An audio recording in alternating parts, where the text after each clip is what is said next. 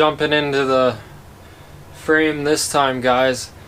If you can't tell already just by looking at me, it's been one of those days. Yeah, it's really has been one of those days, you know, just breaking bolts, problems here and there, well, everywhere, and camera's about to fall off. So, as you can see though, the good news is the bike, the GS850 Scrambler, is all put back together. And if you guys haven't seen the last 2 videos on my channel, I've been exclusively working on this bike, trying to get it done because I want to sell this thing. Anyways, I've got the exhaust painted. It was a little bit rusty and I didn't give it a good paint job last time, but this time I gave it a nice paint job. The engine's all put back together, the carburetors are on the bike, new air filters are on the bike, gas tanks on the bike. This is another thing. This happened a while ago, but the paint on my gas tank got screwed up. I'm gonna have to fix it. Somehow gas just leaked out of the gas cap while the tank was sitting. Everything I did today, I didn't film any of it just because it takes longer to do things when I'm filming them, obviously. I kind of just want to get this thing done.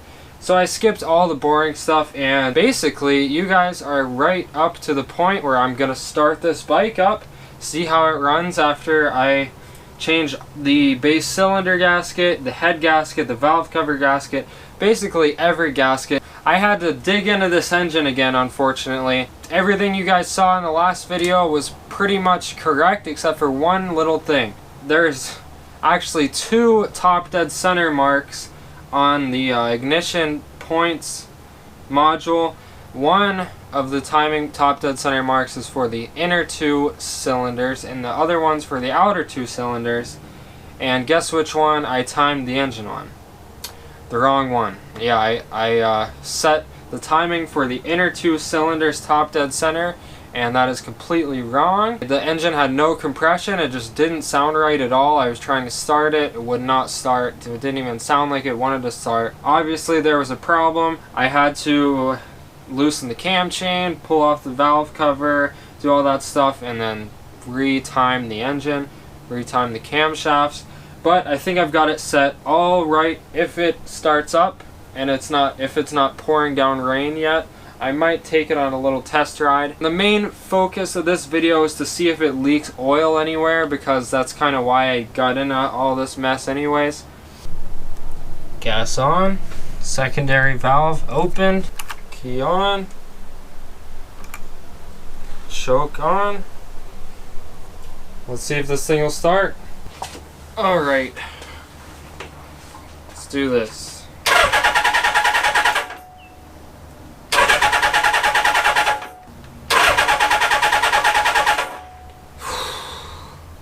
Come on, I want to end my bad luck streak here. Start, please, GS850. You now have no reason to not start. Okay, a little bit of carb cleaner maybe.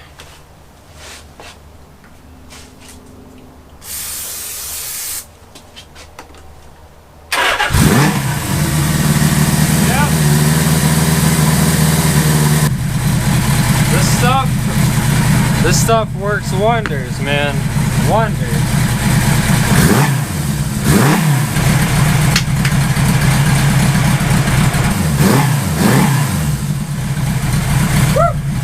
Let's get this seat on there.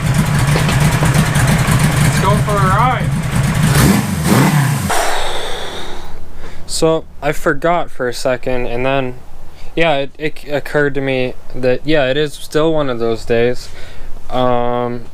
Fuel filter started leaking. I just put a new one on there. The worst product I've ever bought on eBay. These right angle fuel filters, every one of them cracked right there or right here, and I barely even put any stress on them and they cracked. Just see how easy it does. I mean, oh yeah, the other thing that happened was a little bit of oil leaking right there from this half moon right there is leaking. So I'm going to try to tighten up the valve cover bolts a little bit, and if that doesn't stop the leak, then I'm going to have to get some new half moons, which I probably should have just done in the first place. I'm being a little bit hard on myself and hard on the day I've had, because the bike did fire up and the throttle response is way better. I forgot to tell you guys something. For the longest time, I've had major throttle response issues with this bike, and it would even like bog down when I hit the throttle.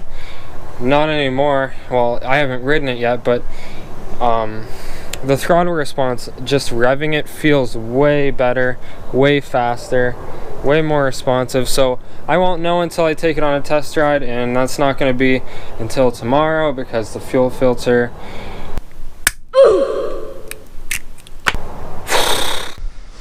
Alrighty, it's the time, the moment you've all been waiting for. I got the fuel filter replaced with a nice new one that isn't shitty. Let's see how it'll start up today.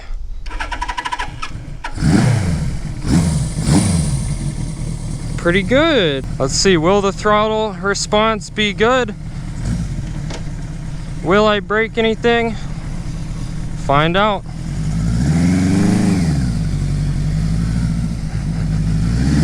Oh yeah, I already feel it. Way better throttle response. All right, and we're off. Oh yeah, that's it. That's what I needed to do this whole time. The answer was there. I just had to clip the slide springs.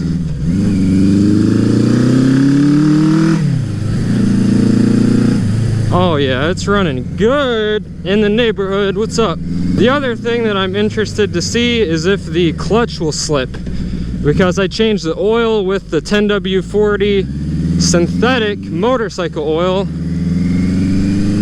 that's made for wet clutch systems. And yeah, before I just had regular old car oil because I was dumb, and the clutch slipped like crazy.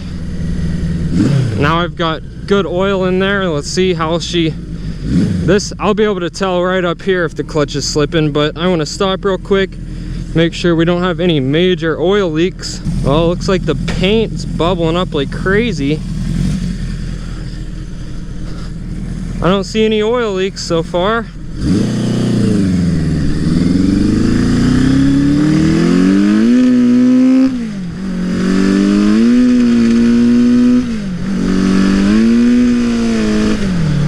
Yeah, we still got a clutch slipper,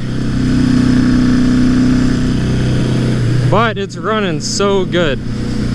Besides the clutch slipping.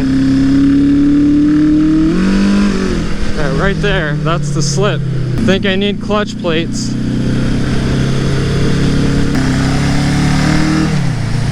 So while I'm out here doing a motovlog, I might as well update you guys on some things that are going on with the channel and with the bikes, the projects I got going on. As you guys know, I've got like 3 projects going on, and not even counting this one. I've got the TS185, which I'm actually going to be working on today, and that video will be out later this week.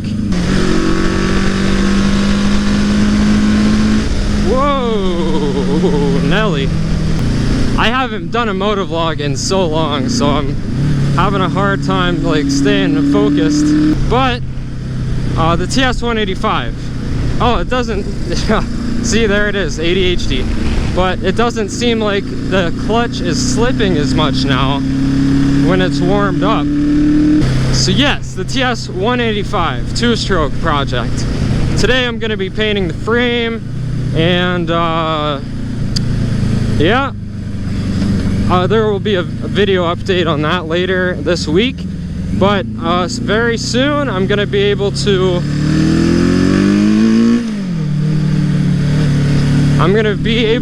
reassemble it. There's still a little bit of a low-end fueling issue.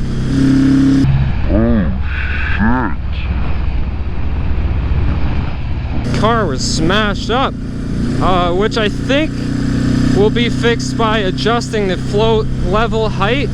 I think it's too low, the pickup isn't there. So yeah, I think that's the last thing I'm gonna have to do with the carburetors. Oh shit, groundhog. The RX50 also, the compression. In the last video, I left a little bit of a cliffhanger, and it revealed that the compression was 30. Yes, I said 30 PSI. And then I did another compression test with a new compression tester, not the one from Harbor Freight, and it revealed 150 PSI, and that is cold. That tells me two things. The Harbor Freight compression tester sucks ass, and the RX50 does not need a top end rebuild. And then that leaves the YZ450. I just need to buy a few more things for the YZ, and then I'll be ready to rebuild the engine. It's just, it's kind of on the back burner right now because it's a very expensive project and it's not really my top priority. After the Scrambler is all fixed up and ready to sell, then my next priority is getting the TS185 all finished up. So yeah, that's what's going on in my life. And the cafe racer, I haven't had a video on that in a long time. It's chugging along. My good old Honda CB750, probably the most reliable bike I have right now.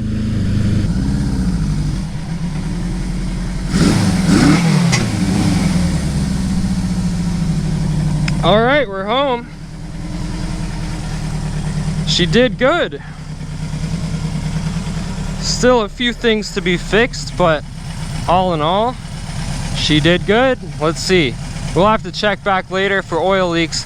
Looks like there's some oil leaking out right there. And let's see. Oh, that one stopped. All right, it's been about half an hour since I turned the bike off. Not even a drip, no oil leaks. Stopped leaking up here on the half moon valve cover seal gasket things.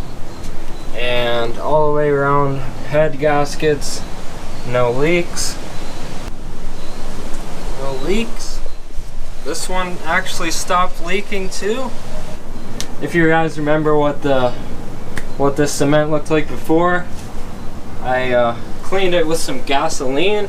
Definitely the best way to clean oil is with gas. And the leak even left a trail in the cement. It eroded it a little bit. See? Yes, I am jumping into the frame today because today's a good day. No oil leaks yet, and if there is gonna be an oil leak, it'll be small because it hasn't leaked anything yet. No drips on this concrete anymore, which makes me very happy. Thank you guys for watching. Stay tuned. Later in the week, I will be uploading a TS185 video for you guys that missed that project. I do too. I like working on it. So yeah, stay tuned. Thanks for watching. If you haven't already, please hit that subscribe button and maybe think about hitting the notification bell, because I know YouTube loves to not tell anyone about my new videos. So if you hit the notification bell, you'll be guaranteed to know about my videos. Also, check out my Patreon if you want to help out with getting projects out faster, videos out faster. I think it would be awesome if one day I could have a whole crew of guys to help me work on bikes and to help film and edit and everything like that, because it's just me. I'm just one dude and it's tough doing all this work. I love it, but it's hard. So anyways, comment down below what you think. I'll see you guys next time. Peace out.